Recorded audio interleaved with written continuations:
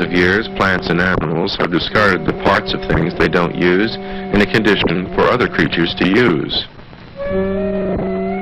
The broken spider web will be worked into the nest of the hummingbird.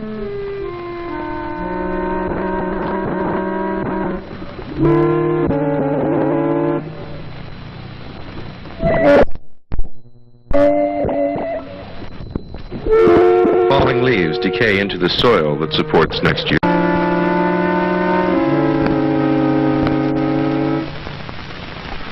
For millions of years, creatures have been taking things, discarding part of them. Millions of years, plants and animals have discarded the parts of things they don't use in a condition for other creatures to use. The broken spider web will be worked into the nest of the hummingbird.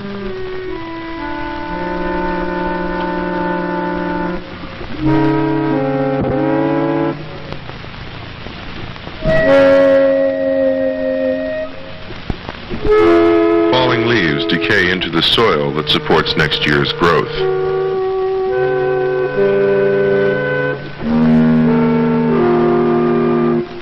The periwinkle's old shell is a new house for the hermit crab.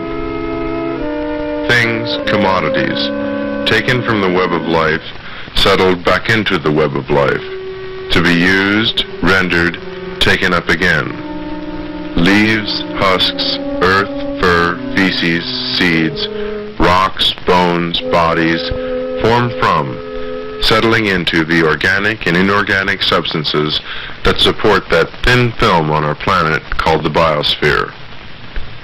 For a few years, maybe 100, most seriously for about 25, one creature has been acting differently. He has taken more, much more than he can use. He is throwing it away. He is throwing it away in a condition and at a place where nothing else can use it either. Unlike all the orders and processions of plant and animal creatures on this changing globe, the human creature is wasting the precious and limited resources of the earth. This is a film about the things that people use and don't use up. This is a film about waste. Hi, I'm Peter Heylin, and I'd like you to meet some good friends of mine. For now, let's call them Jane and Chrissa Jumbalall. And what Jane and Chrissa do at the store is one of the big sources of the problem. Miss Jumbalall went to the store. First she bought some and then she bought more. What did poor Miss Jumbalall buy? Styrofoam, cardboard and plastic buy. Miss. What did poor Miss Jumbalall buy? A dozen jars, 42 ounces of glass plus 6 ounces of metal, and 54 ounces of baby food.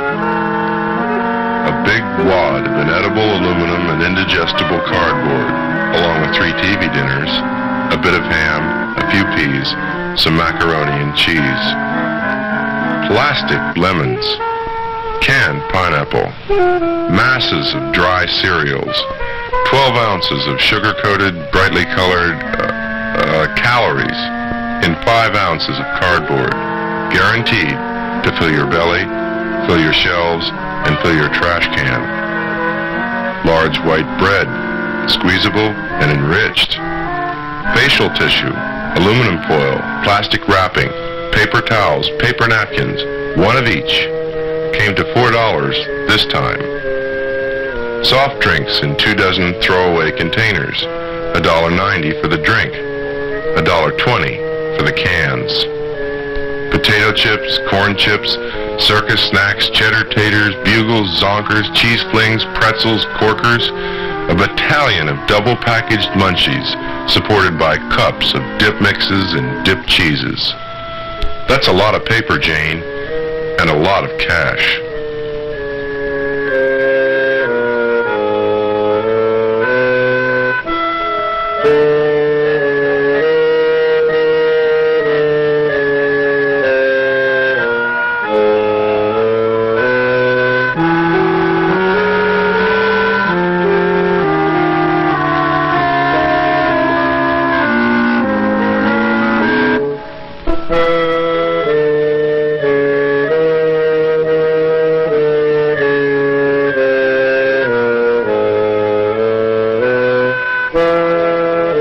Today she's getting some aluminum and cardboard, some aluminum and polyvinyl, some paper and polyethylene, some plain aluminum.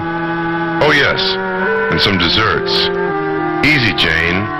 You're going to have to pay for it. Lug it home, open all those packages, and eat it.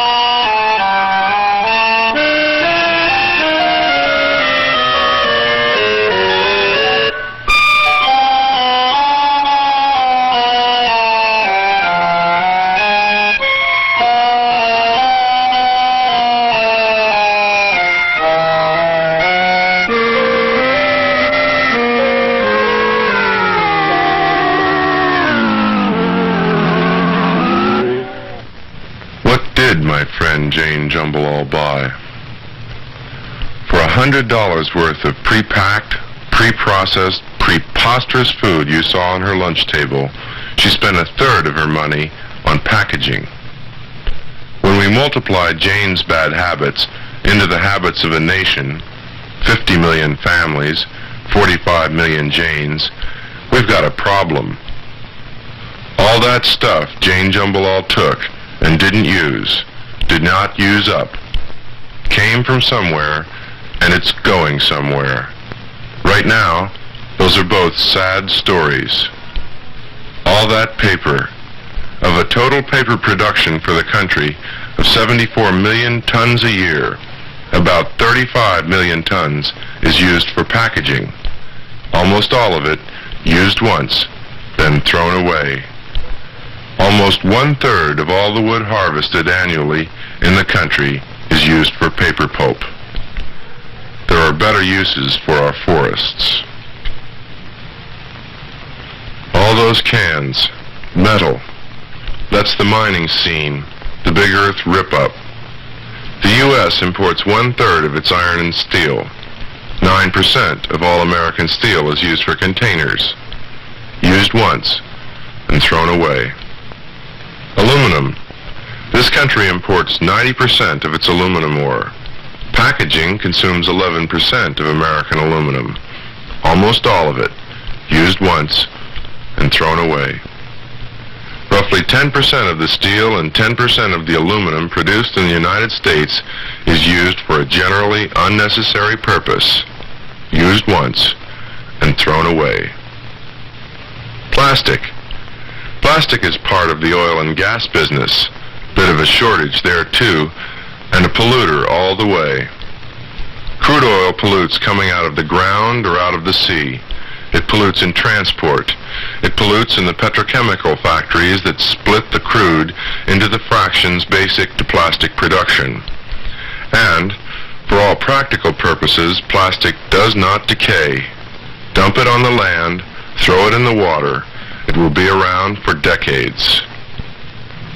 Glass. Americans use 90% of all the glass produced in the U.S. for containers, most of them throwaways, used once and thrown away. Glass is an abundant material, but those 11 million tons of glass containers require mining 13 million tons of materials, produce 2 million tons of mining wastes, 155,000 tons of air pollutants, and cost in energy 169 trillion British thermal units. That's enough to heat the homes of 1.5 million Jambalol families for a year. This brings us to another major resource that Ms. Jambalol, with her little family lunch, has thrown away. Like wood fiber, metals, and plastic, it is now in short supply. Power. That's 60 million tons a year of throwaway packaging means strip mining for coal, the extracting, transport, and processing of oil and gas, and nuclear power plants with their poisonous wastes. It means sterile dams where there were once living streams and gracious valleys. It means a prison cage of power lines on the land. Packages aren't all we throw away, take and don't use up, discard where it is not used again, waste. And Ms. Jambalol isn't doing all of it. Umbrellas, automobiles, refrigerators, stoves, plant wastes, manure, buildings, ships, roadbeds, poisons. A monstrous, sluggish stream of mixed-up clutter, crawling one way only, to the dump. Around San Francisco Bay, for example, dumps have been clustered along the tidelands. In 1960, this shallow sea was part of the living cycles on which we all depend. Like hundreds of square miles of San Francisco Bay, the tidal flats were filled with the cast-offs of an urban area. Now Californians have realized that the tidelands of San Francisco Bay are too precious a resource to fill and to destroy with waste. Still, all over the country, tidelands and marshes are being filled, not primarily to make land, but to get rid of what we needlessly, foolishly, extravagantly throw away. Here is another final resting place around our cities for the resources stripped from land and sea. A canyon. Tidy up the operation. Keep the papers from blowing around or the toxic fluids from getting into the water supply. Call it a sanitary landfill. Pave it over. Paint it green. It's still a dump, a place where minerals in short supply, fiber, chemicals, precious earth, lie unused and useless, out of life. Tidelands and marshes are nurseries for bay and ocean fish. Microscopic plants in their shallow waters produce most of the oxygen generated on the planet. Microscopic animals make the nutrients swept down by streams and rivers available to larger forms of life. The canyons around cities are often the last unbuilt-on remnants of natural wonder and delight. You might see a sapsucker drill in the birch tree for its sweet liquid. Good economist, he leaves what he doesn't use to be used up. A meal for the hummingbird, and for the bee, and for the butterfly.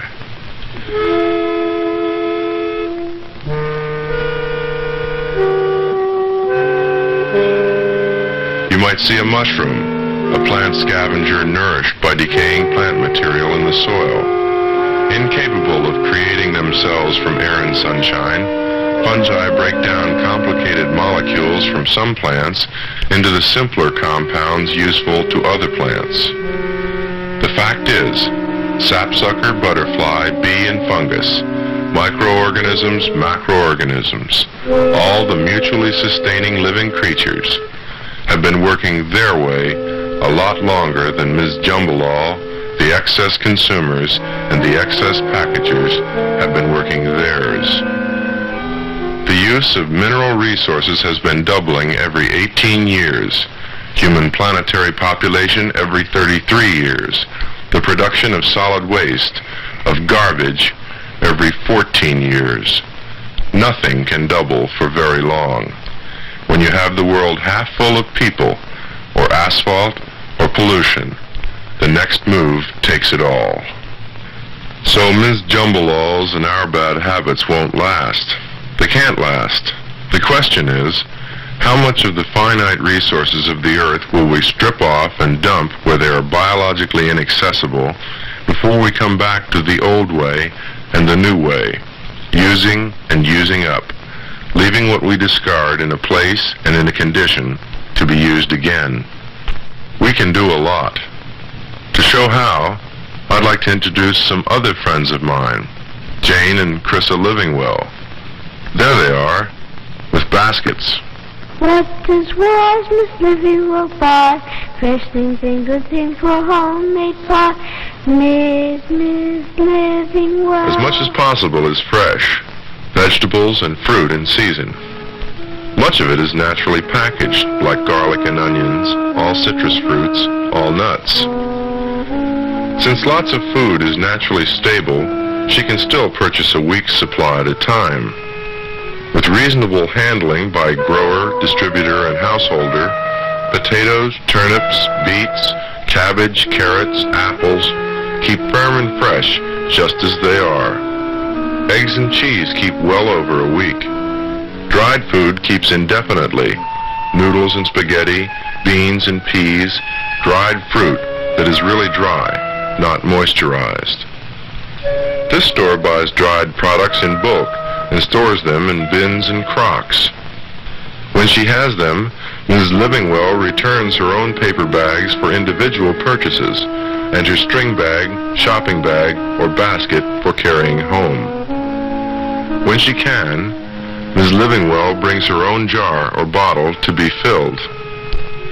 She buys beer and soft drinks in returnable, refillable containers. Given the choice, she buys a container that's easily reusable, like a jar, or a package made from a renewable resource, one that the earth is still producing, like paper. When Ms. Livingwell spends $100 for groceries, she spends almost all of it on actual food. She gets more and better for her money. With a little thought and effort, she spends about the same amount of time. Most of what she buys, she uses. She uses up. Like every living creature, Ms. Livingwell discards some things. Fruit and vegetable pairings return quickly to the most valuable resource of all, the rich, life-generating earth. Glass goes back preferably to be refilled with the same product, or to be remade, with an added cost of extra energy consumption, into new glass. Metal is cleaned and flattened for recycling. One way or another, most of her paper is used again. Even Ms. Livingwell has to put a few things, materials she cannot separate, like, say, light bulbs, into the garbage can.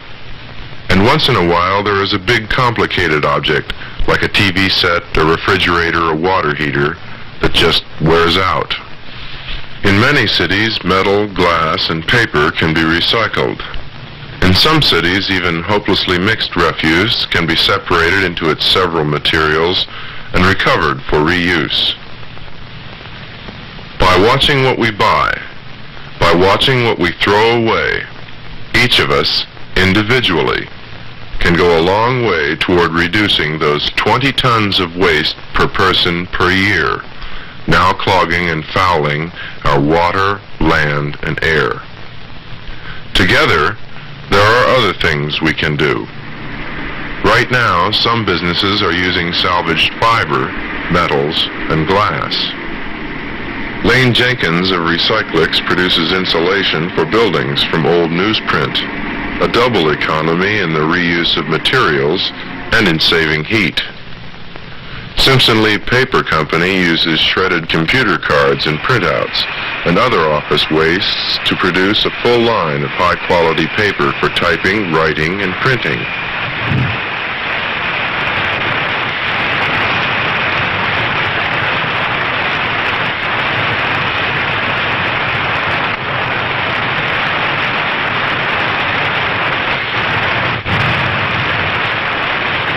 At Phoenix Iron Works, the engine blocks from junked automobiles and other scrap is melted down and rendered into a variety of new cast iron products.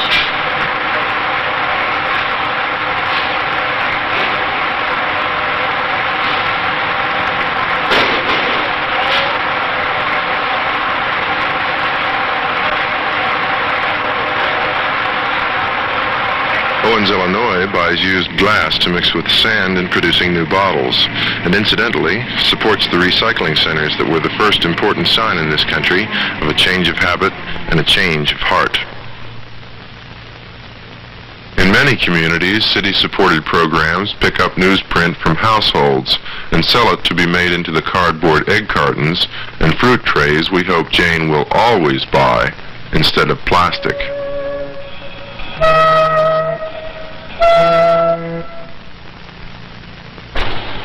But all used materials industries have struggled against taxes, freight rates, and unfair standards which favor the now destructive exploitation and waste of new materials.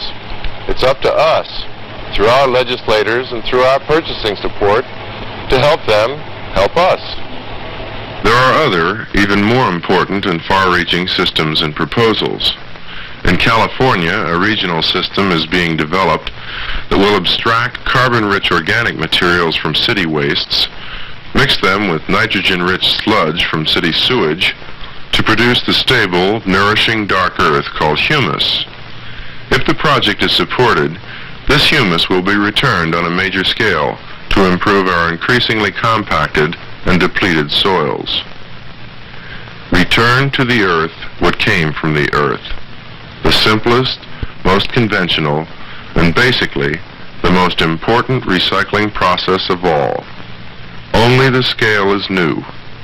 So large a monoculture as a human city takes life from Earth that is so far away and must, accordingly, labor to return it.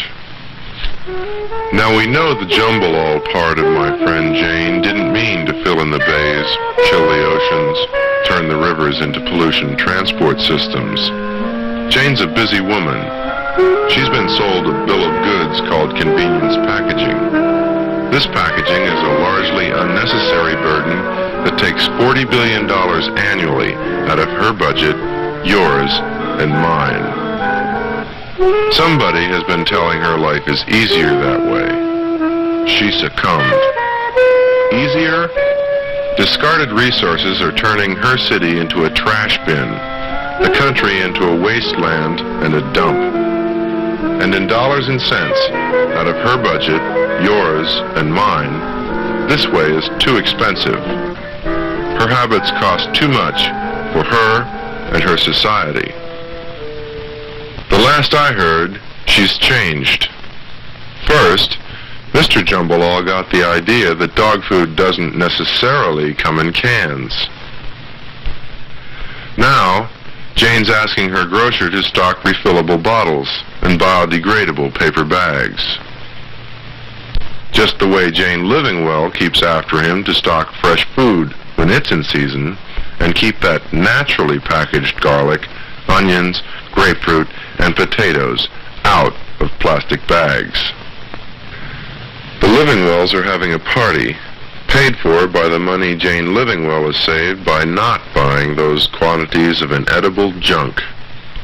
The ham, cornmeal, noodles, vegetables, and fruit that went into this meal can cost 1/2 to 1/3 less than the same ingredients, sliced and pre-mixed, pre-measured, prepared for use, pre-cooked, protected, sterilized, and labeled, boiled in a bag, sprayed on, pop-topped, easy opened.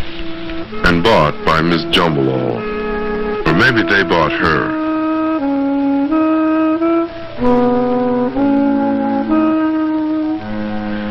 The milk bottles will go back to the milkman. The beer bottles and the wine bottles will be filled again. The discards from the party, like the discards from the tree, the spider, the periwinkle, or the sapsucker, will be picked up easily and used again. There is a Jumble-all and a Livingwell in each of us. Basically, we are human families, people caring and taking care. Gardeners and farmers, people in the city, in apartments in the city, people like us. For some of us, the habits will be hard to change, but we can change them now. In many places, some of the alternatives have not yet come. By our power as voters, by our power in the marketplace, we can make them come. The change is not just possible, It is inevitable. Earth is a planet. Dead or alive, it will wheel around the sun. With or without us, our possible descendants, or any of the other complicated or uncomplicated forms of life. Earth is a living organism in your care.